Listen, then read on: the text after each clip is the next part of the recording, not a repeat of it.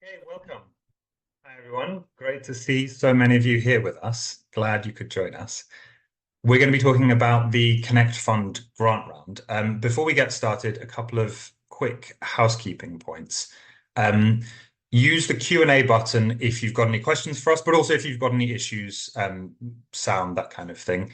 That should be either at the bottom of your screen or the top of your screen, depending on which version of Zoom you've got. The other thing to say is we'll be sharing the slides from this session with all registered participants afterwards, so don't worry about taking copious notes.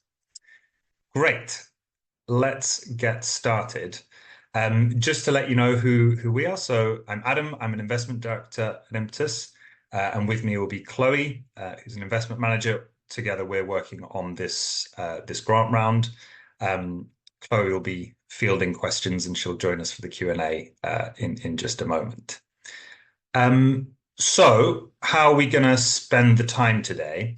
I'll talk for a little bit about Impetus and about the Connect Fund. I'll then spend probably a bigger chunk of time, and if we could flip to the next slide, I'll spend a bigger chunk of time talking about this specific grant round. I think that's probably where there's most interest, particularly the eligibility and selection criteria. But altogether, that should probably take about 15 to 20 minutes. We'll then try and save the bulk of the time for answering any questions you've got. So do start asking questions on the Q&A function. They'll kind of be logged and we'll get to them at the end. So hopefully that works. Right, let's start with a quick background on Impetus and the Connect Fund for those who don't know us. So at Impetus, our focus is really on young people from disadvantaged backgrounds. And we do this, we support this group of young people in a number of different ways. Primarily, I would say, is finding and building charities who work in this area. And that's really what we're going to be talking about today. But we also work with other funders to back interventions that we know work. And then we also have a policy arm. So that's working with other stakeholders and government to try and scale or promote effective interventions. A good example of that is the National Tutoring Program that was set up during COVID. So if we jump forward one, our model is relatively unique for a funder. And that's, I'll talk a little bit about this now, and I'll come on to this in more detail later. But essentially, our model is working with charities. There's sort of two parts to it. One is the funding, and that is always unrestricted, and it's always multi-year, because we believe in backing the charities that we work with and allowing them to decide how to spend that funding. And then the second strand is our capacity building support. And that comes from our own investment team, so like myself and Chloe. That comes from our pro bono network. So we have supporters like EY, Bain, PwC will come in and do projects with our partner charities. And then there's also the peer network. So we have quarterly peer forums where all of our partner charities come together, discuss a specific topic for a whole day. And that's all done with the aim of building stronger charities, getting them to a point where they're beating benchmarks on outcomes and growing sustainably. I also mentioned our co-investment and policy work.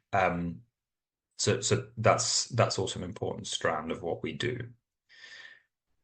In terms of where we focus, it's these four areas you can see on the screen, and those are the areas where we know that making improvements in these areas, so in educational attainment, university access, and sustained employment, make a really big impact on young people's lives. And it's obviously the box on the far right, the sustained employment, that we're going to be talking most about today. If we jump on one more. So this is what the Impetus portfolio looks like at the moment. It's 25 partners, so it's not massive because, as I said, our support is intensive. So we work very closely with those partners. And as you can see, it's split between education and employment, the two domains that we work in. And within each of those domains, there's sub-domains that we specialize in. And you can see there on towards the right, the Connect Fund is focused on race, equity, and employment. And that's what we're going to be talking about today. So what is the Connect Fund, or why was it set up? It was really, we identified this issue that is captured quite nicely on the screen. There's a real gap in unemployment between young people from ethnic minority backgrounds and white young people in the unemployment rate. And we identified there's not only is there a gap in that outcome, there's also a gap in funding for charities working in that sector. And so that's really why the Connect Fund was set up to help address that gap. And if we jump forward one, so the Connect Fund I should know this, but in the 3 years, I think it is that it's been running, we've invested in 7 different organizations. And this grant round is looking to bring in an additional 3 organizations. Jumping ahead. So let's talk about this specific grant round. I know that's where there's most interest. So briefly, what's on offer? What will successful organizations be receiving? Yes, as I said, it's 100K in unrestricted grant funding. There's a commitment for 2 years. There is always the option of that being extended, but that will be subject to a reinvestment process. So for this specific grant round, it's a 2-year commitment. There's also the capacity building support from our investment team. I think it's worth just emphasizing that's not just a sort of a line on a page. It's something we really take quite seriously. And for our partner charities, it's quite intensive. So just to give you an example, that would be at least a monthly meeting between the charity CEO and the Impetus investment director, working on a number of different agreed projects or milestones. So that intensity is really something to be aware of and to consider, if that's the right type of support for your organization. I spoke earlier about our peer learning forums and our pro bono network. And then depending on the area or the sector that you're working in, you may also be invited to get involved in our policy and influencing forums. And again, there's the option for co-investment. So that's where we will link you and support you with accessing funding from some of the other funders in our network. So we think it's an attractive offer.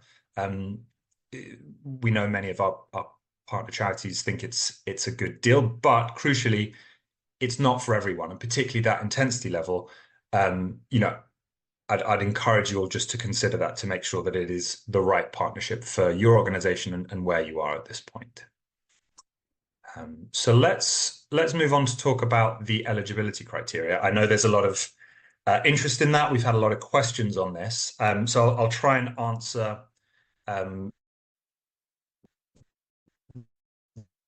But as I said, do use the Q&A function if there's anything that is unclear or that we don't cover. And I guess the first, before we kind of jump into the specifics, just to be really clear, these eligibility criteria, you need to meet all of these. So these are not optional. For the most part, we've tried to make them as kind of clear cut as possible. And that's why on our website, you can complete the eligibility checker so that you don't waste time completing a full application if in fact you're not eligible. So first one, UK registered charity or social enterprise. The UK part hopefully is straightforward. The charity and social enterprise, that to be transparent, charities and social enterprises is really the type of organization that we typically work with. We have in the past made exceptions to that So working with, for example, a company limited by shares. But I do want to emphasize that is the exception. And in those cases where it is a company limited by shares, for example, we would also need to see or understand that there are other measures in place that ensure that you as an organization are focused on the impact with regards to the young people you work with. So examples of these, and they're just examples, would be something like a formal asset lock, a commitment to impact or outcomes for young people written into your articles of association, or perhaps an ownership structure where, for example, a charity might own part or all of the company. So hopefully that's clear. And again, that would always be the exception. What we're really focused on is charities or social enterprises for this.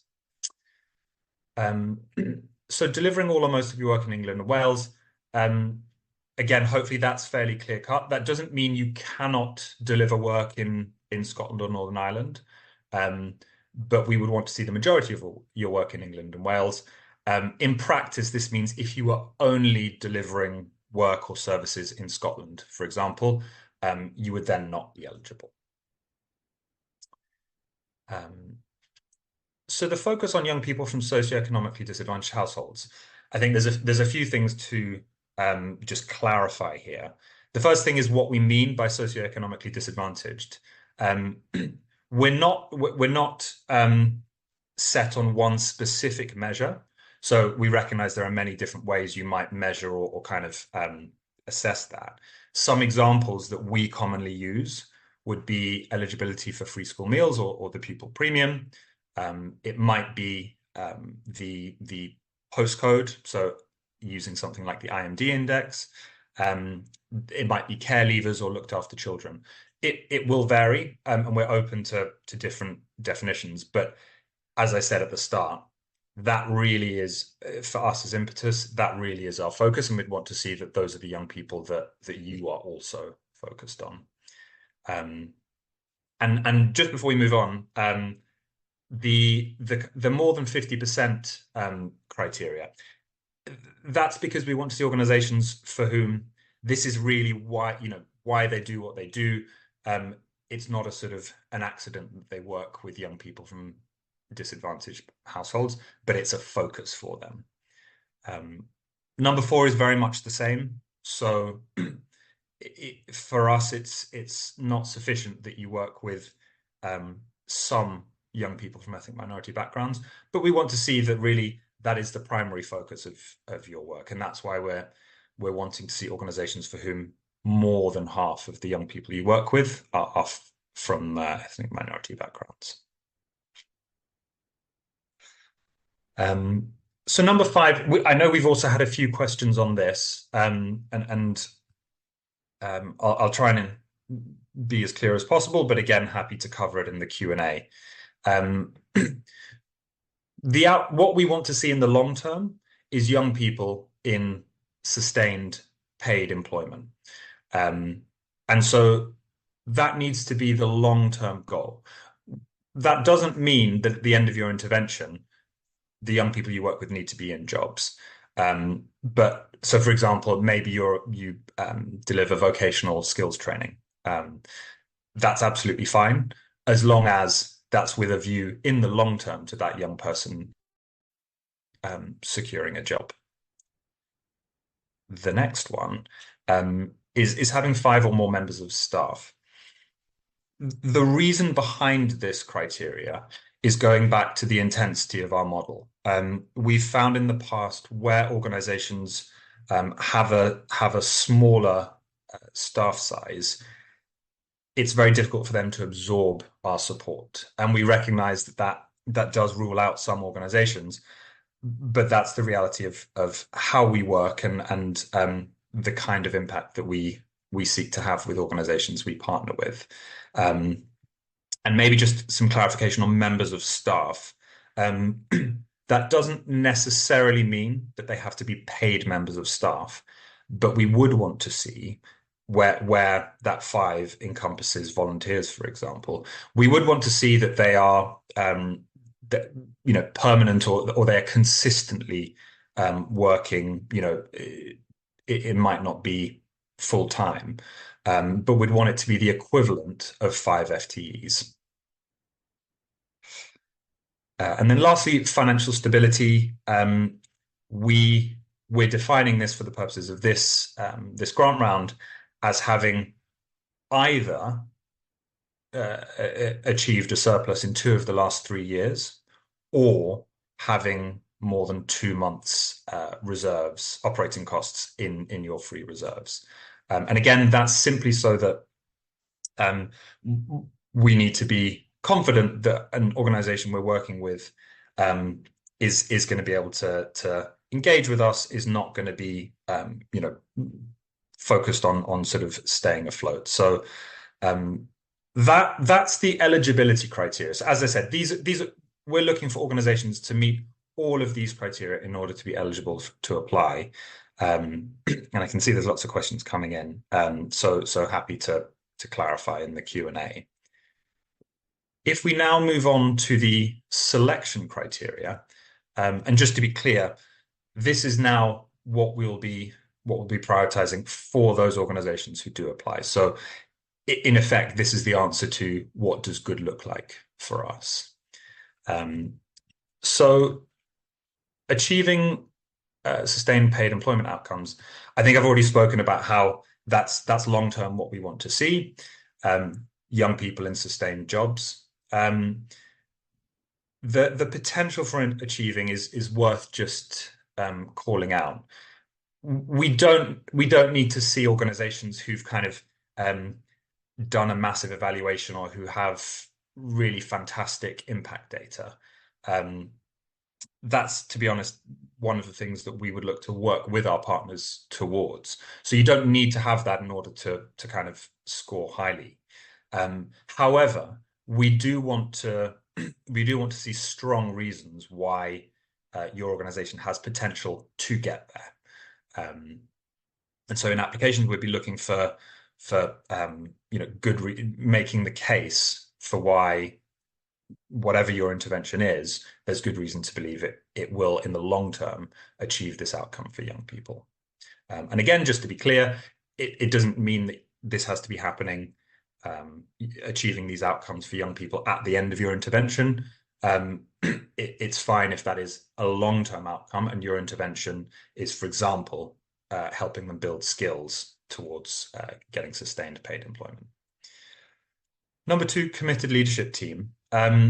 This, to be honest, is also something that we'll be assessing possibly more at the interview stage. But I think it's important just to be clear here that because of the intensity of our partnership, it needs to be the right move for your organization. It needs to be a leadership team who wants this partnership and wants the intensity that we bring.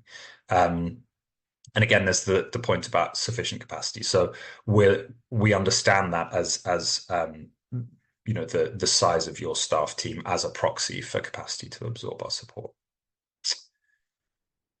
The third one, supporting young people from ethnic minority backgrounds. We've already spoken about this. So this is an eligibility criteria, but we will be prioritizing those organizations who have a particular focus on those communities mentioned, so Bangladeshi, Pakistani, and Black communities. That's simply because those are the groups where you can see the biggest unemployment for the 16 to 25-year-old bracket.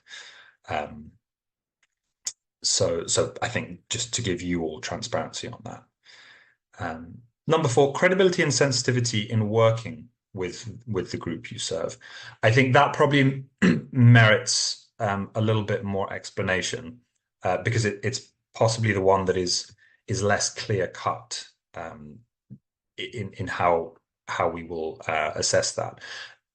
The reason that's important for us is because we want to work with organizations who really understand the needs of their young people they're serving, and crucially the specific needs and the specific sort of cultural needs of the groups they're serving, and have made appropriate adaptations, have kind of considered that group in how they've designed their program.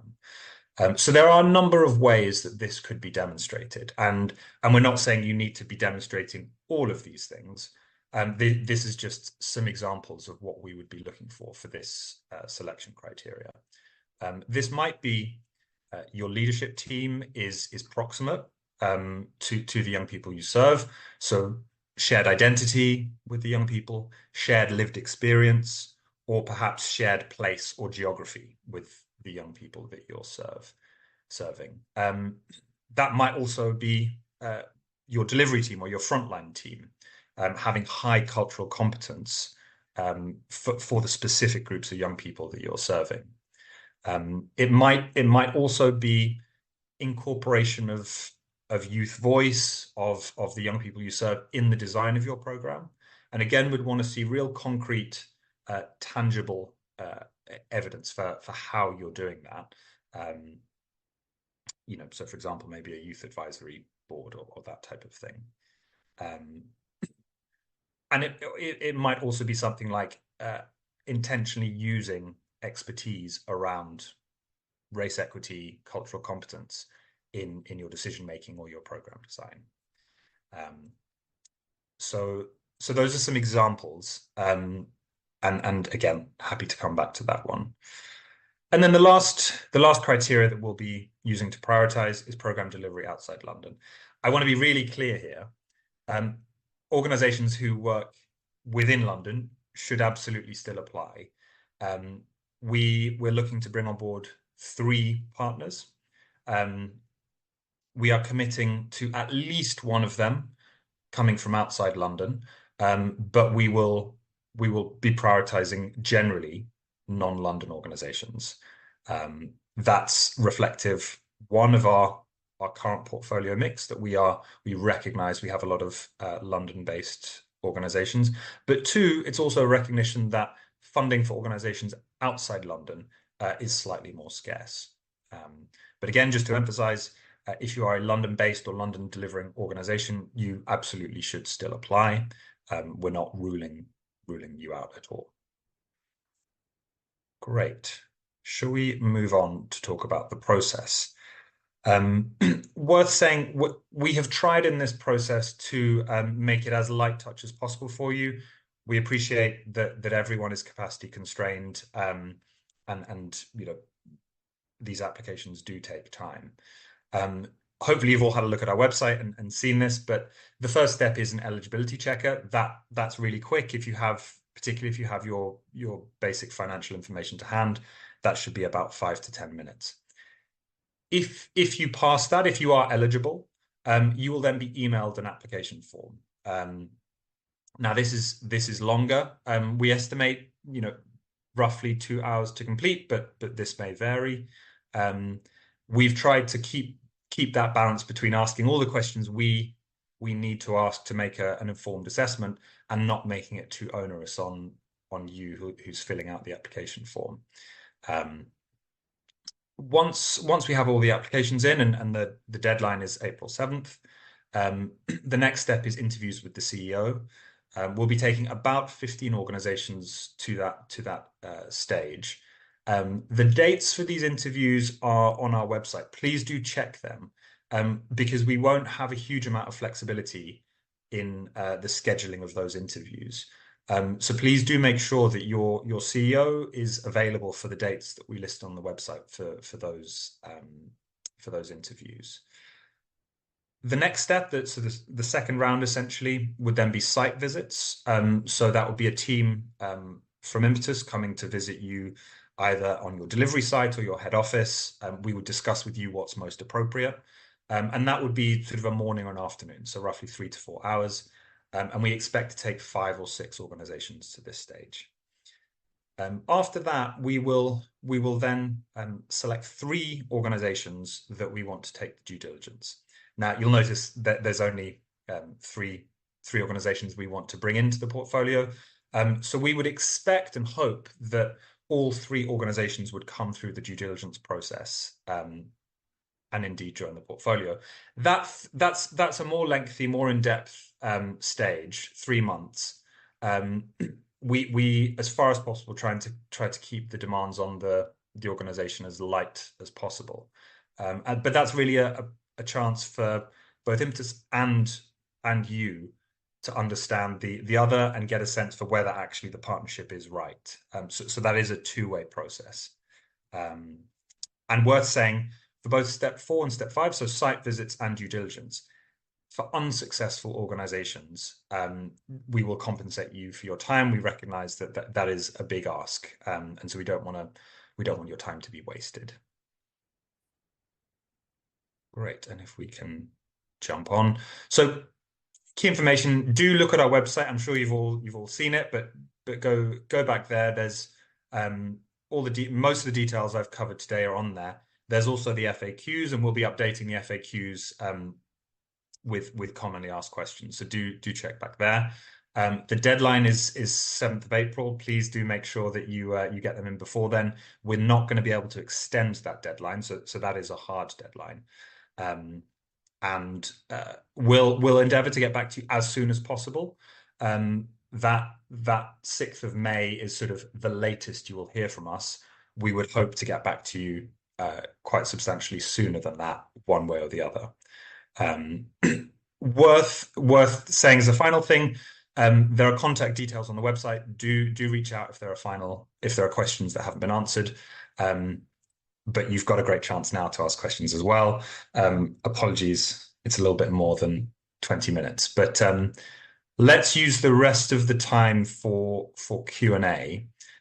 So I can see lots of you have been using the Q&A. That's fantastic. And we'll just take them, and I'll invite Chloe to come on to help me with this. We can probably leave that Q&A slide up, actually, Kerry, but either way. So we've got a question here from Rachita. Apologies if I'm mispronouncing that. On average, how many applications do you get per round? I would say roughly the kind of 150 mark. Recently, we had a grant round for our Engage fund. I think that got about 160 applications.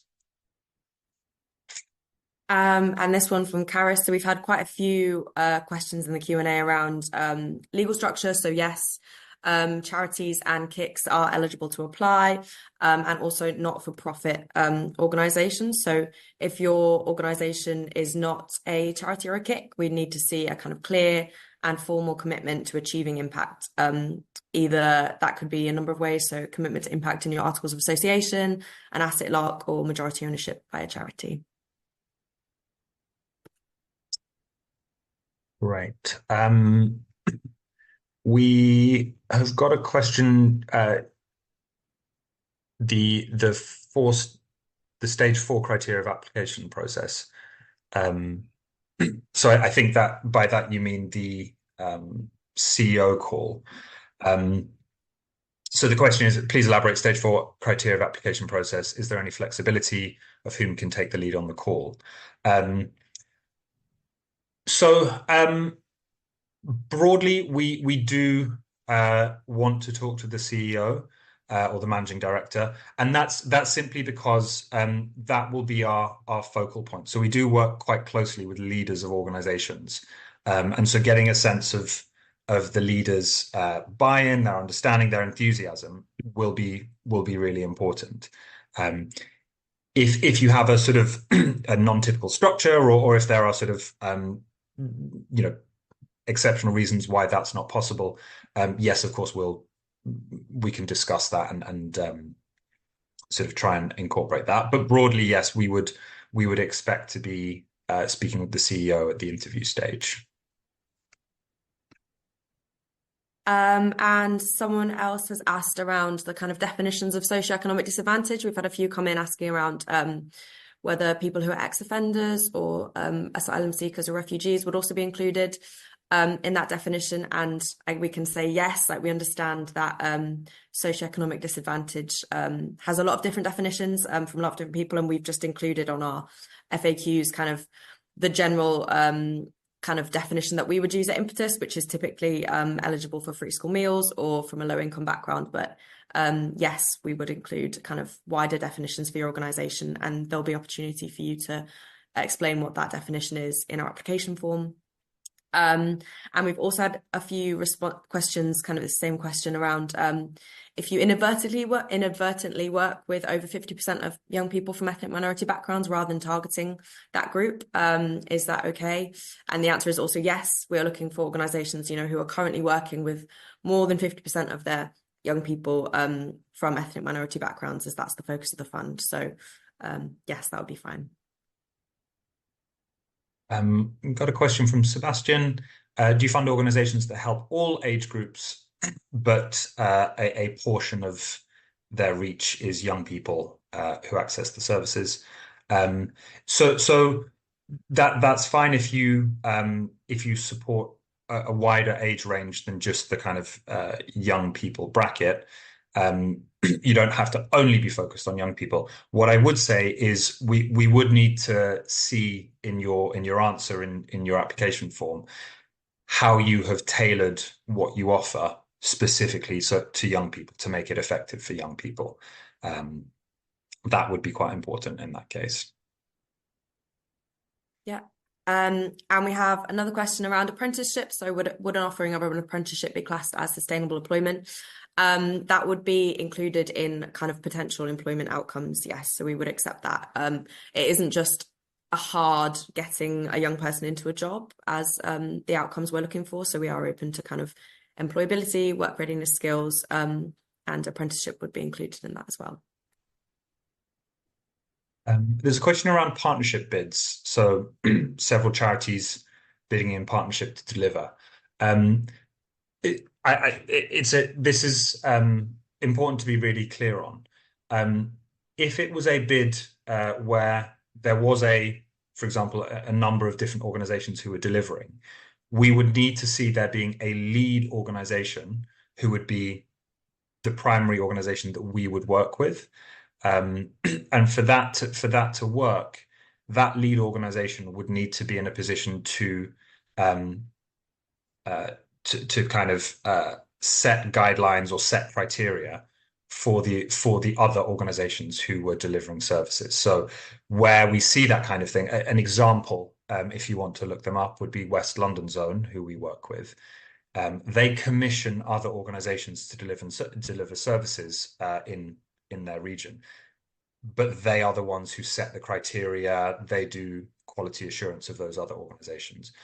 I think what would not be eligible is if there were a number of different organizations who operated in a kind of a flat partnership, and that the reason for that is simply that we would be working intensely with one of the organizations, and it would then be a kind of it would be difficult then to see how the other organizations would fit in.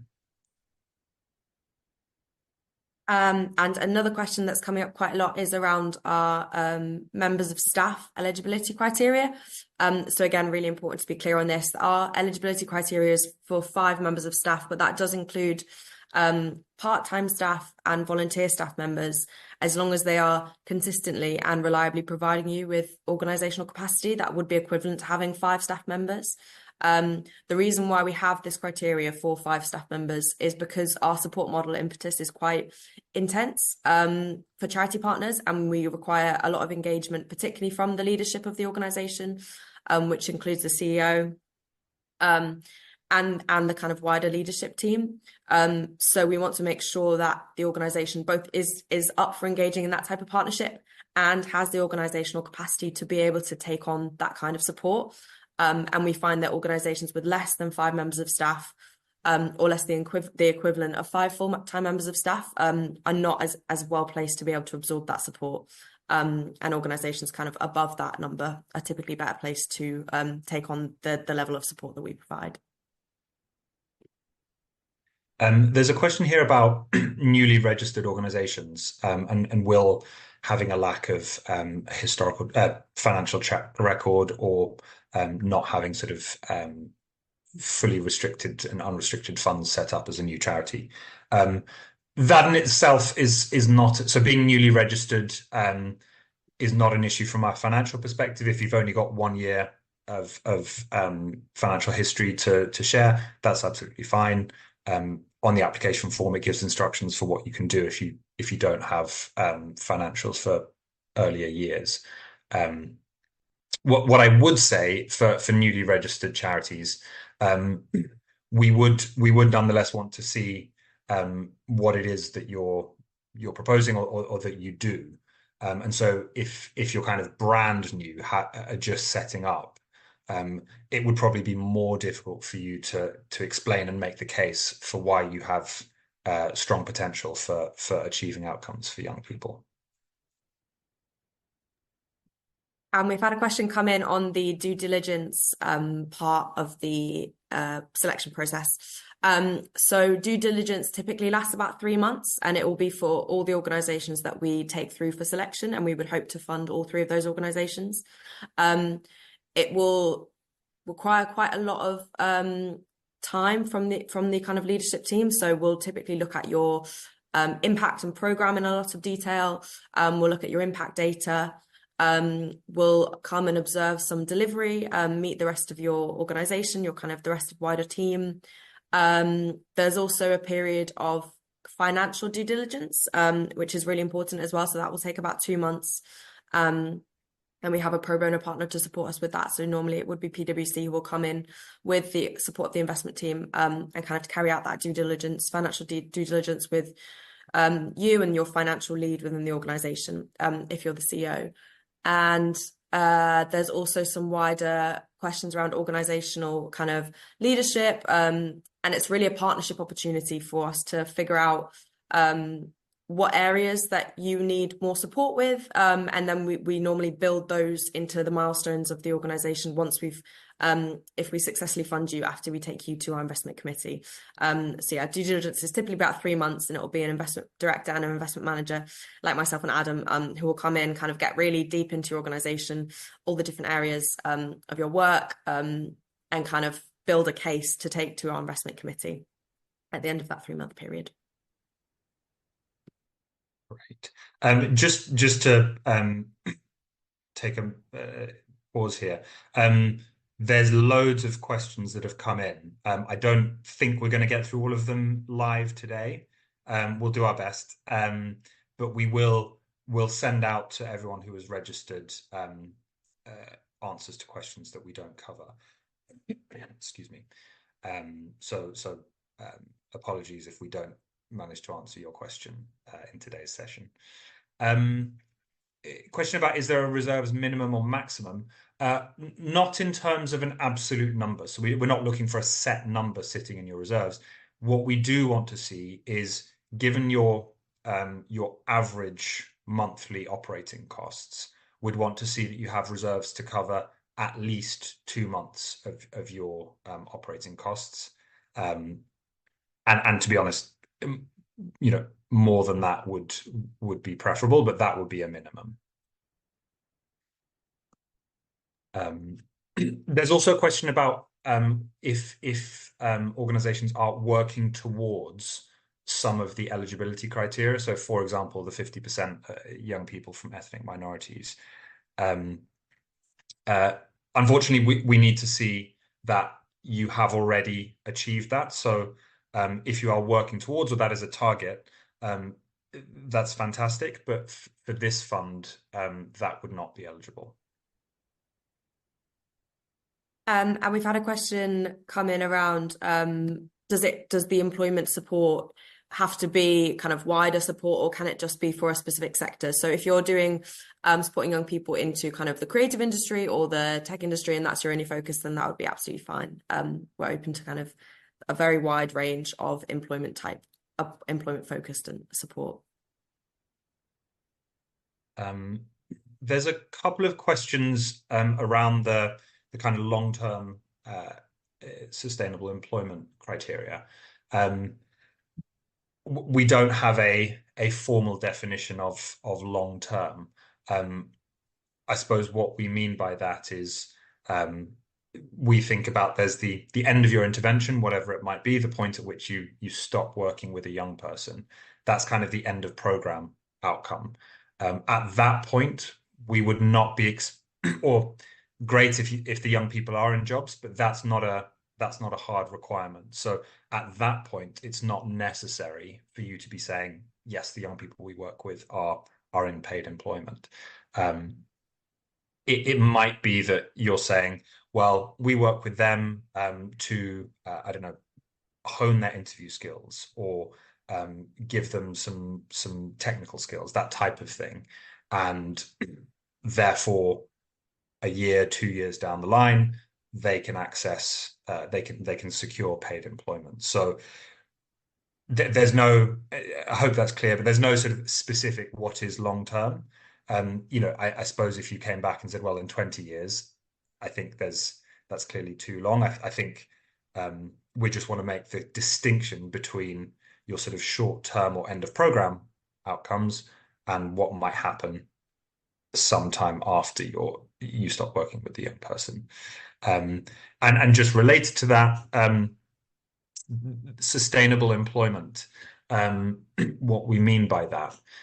There's again, we're trying not to be sort of too restrictive in this, but for us, a young person who has a paid internship for 2 months and then nothing else, long term, that's not enough to be transformative for that young person's life.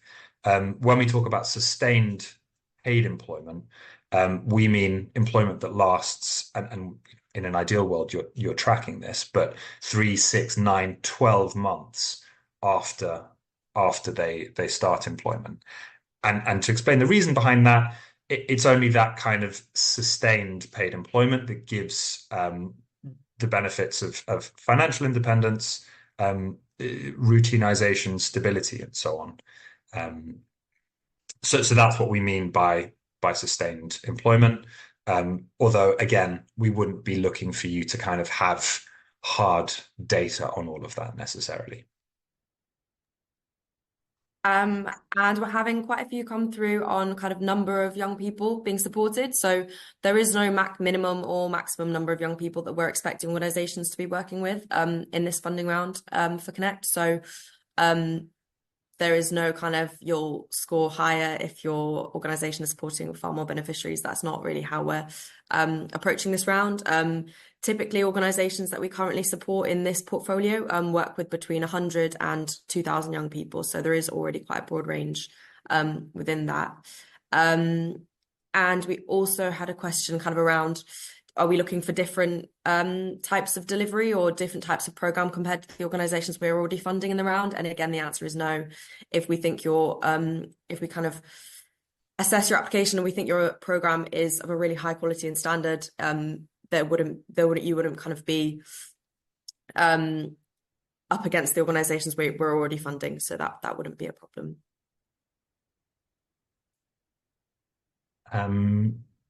There's a question around whether you need to already be delivering the intervention, or would we fund the development of a new program? I think the simple answer is we would want to see that you're already delivering an intervention. The exception to that might be if you're already delivering an intervention that works with young people and is focused on employment, but you want to do something slightly different. So you've already got the credibility, the know-how, the sort of setup for delivering that program, but you're wanting to pilot something slightly different. I think in that case it would probably be acceptable. But if it's something brand new that you've not done before, we're probably not the right partner for sort of scratch.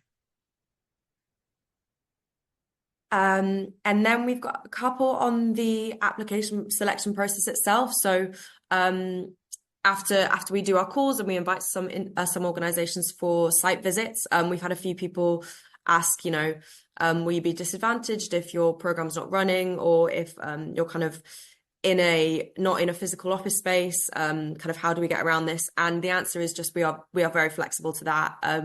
We understand that sometimes it's not always appropriate to observe delivery, and in those instances, we're likely to come meet some more of your team members, just trying to get more of a sense of the organization.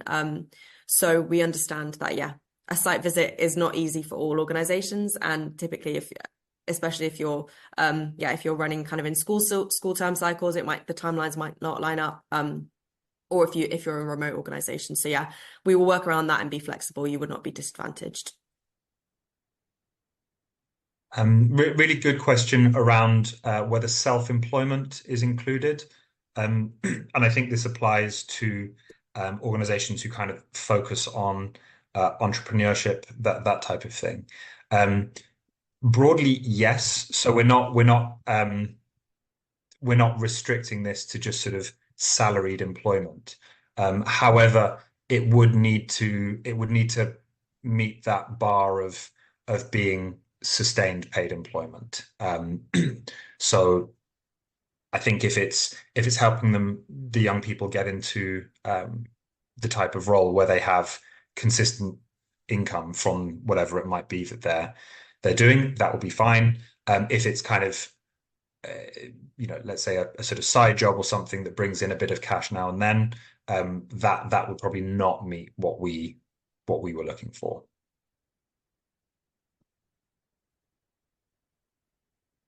There's a really good question from Athena about data on refugees. And the short answer is no, we haven't included refugees in the data that we've put out, but absolutely refugees and asylum seekers would be eligible, would be included in this. But apologies, we don't have that sort of cut of the data to hand. But great question. Yeah, and we're having some more questions around the nature of the unrestricted funding. So I think a big part of Impetus's funding is around it being kind of long-term, unrestricted. We really want to partner with organizations. And we realize that having restricted grants to a set program, having to constantly reapply for that kind of cycle can make it difficult for organizations to build internal capacity and kind of long-term sustainability. So in the application form, we don't ask for specific questions around what the funding will be used for. The questions are more focused on kind of what you deliver, how you deliver it, how you achieve your outcomes for young people, and kind of some wider organizational questions. So there won't be anything in there about specifically what the funding will be used for. And it can be used again for kind of staff, volunteer costs, beneficiaries, like Agnes has asked in the chat. So completely unrestricted.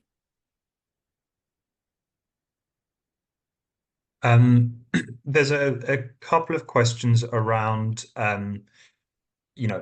whether an organization has multiple programs and one program meets the eligibility criteria, but perhaps the organization as a whole doesn't. I think that would in theory be okay. So you have a program that meets all the eligibility criteria, then that's fine.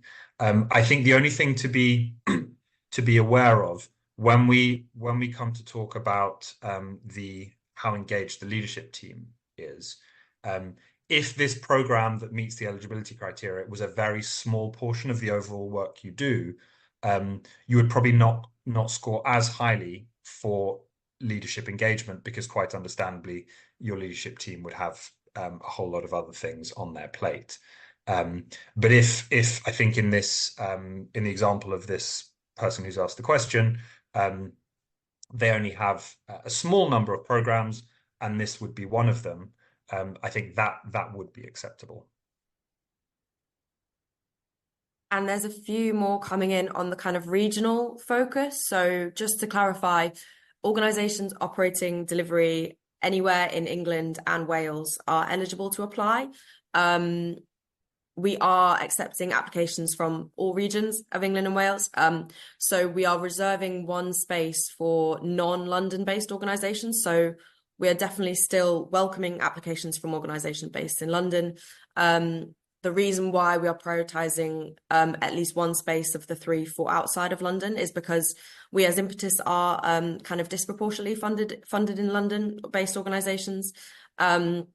And there's less funding opportunities typically for organisations in regions outside of London. And we recognise that kind of disproportionality.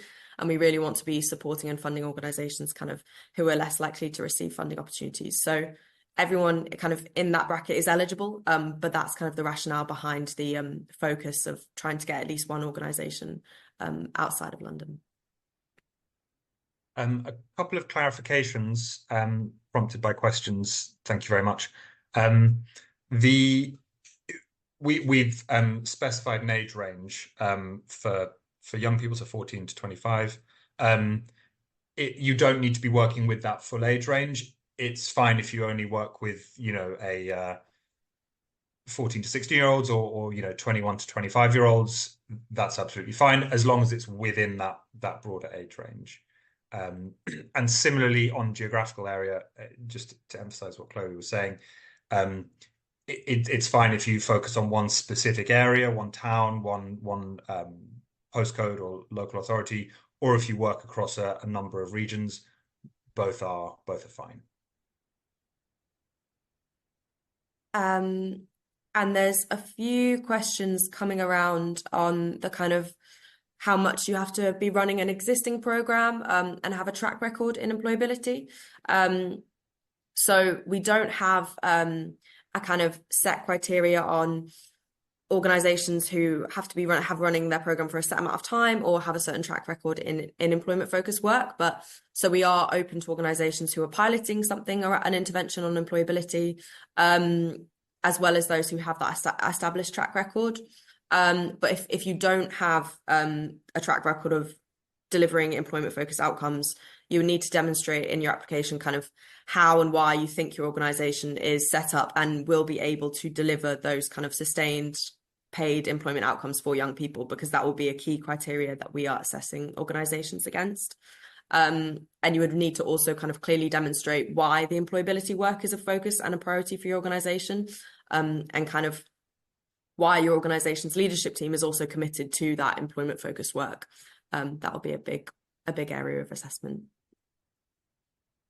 I'm just going to lump together a couple of questions around Impetus funding more generally. So I said, yes, this grant round is a 2-year commitment.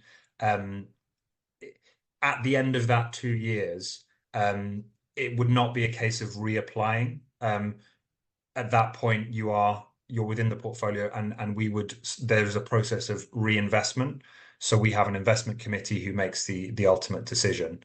But then we would be working with you to prepare the case for reinvestment. And then there's a few other questions around other opportunities.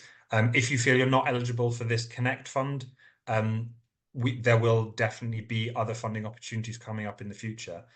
We don't yet have any confirmed dates or grant round focuses, but please do keep your eye on the website, because there will be other funding opportunities coming up.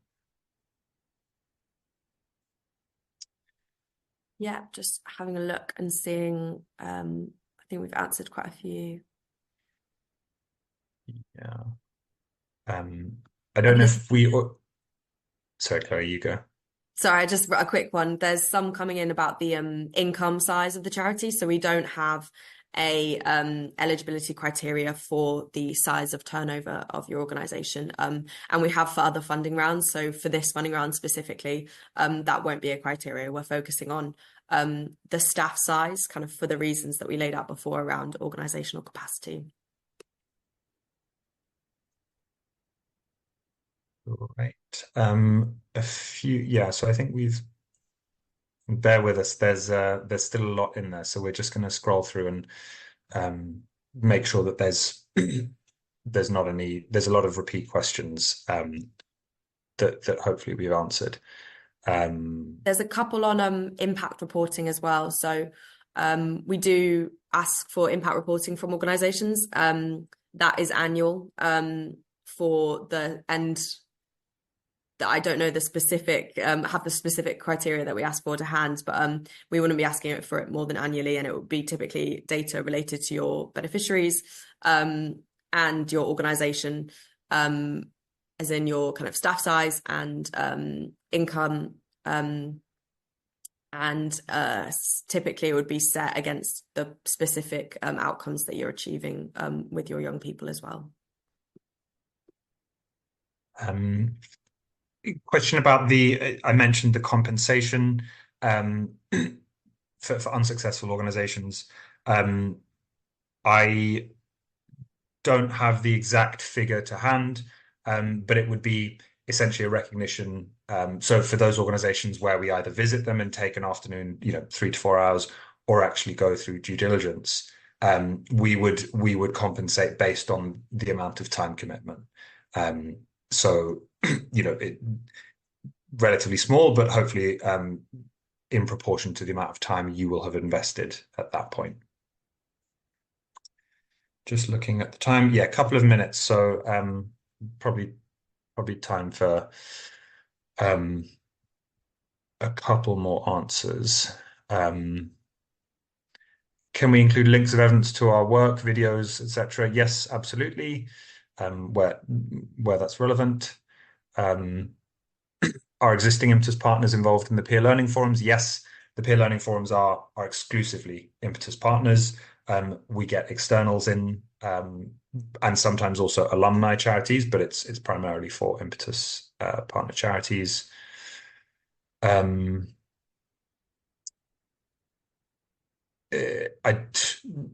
expand on what you mean by the intensity of the partnership. I think we've touched on this, but in essence, partnership with Impetus does require a lot of time from your leadership team, from your CEO. The feedback we get is it is time well spent. But I think we're trying to be really transparent that we are not simply a funder who wants a quarterly update and that's it. We really, our model is working shoulder to shoulder with you. We really try and understand your organization, play the role of coach, critical friend, and often we're getting quite involved in specific projects that we work on together.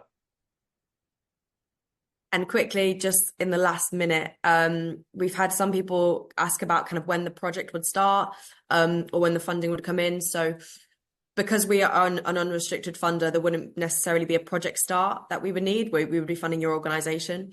And the funding would typically come in after our investment committee, which is taking place in September. So the funding would normally come in a month after that, which would be October for the first kind of tranche of funding. Maybe this will have to be the final one, but a question about Gypsy and Traveller young people. Yes, absolutely. They'll be included and plenty of data showing that they are equally affected by barriers to employment.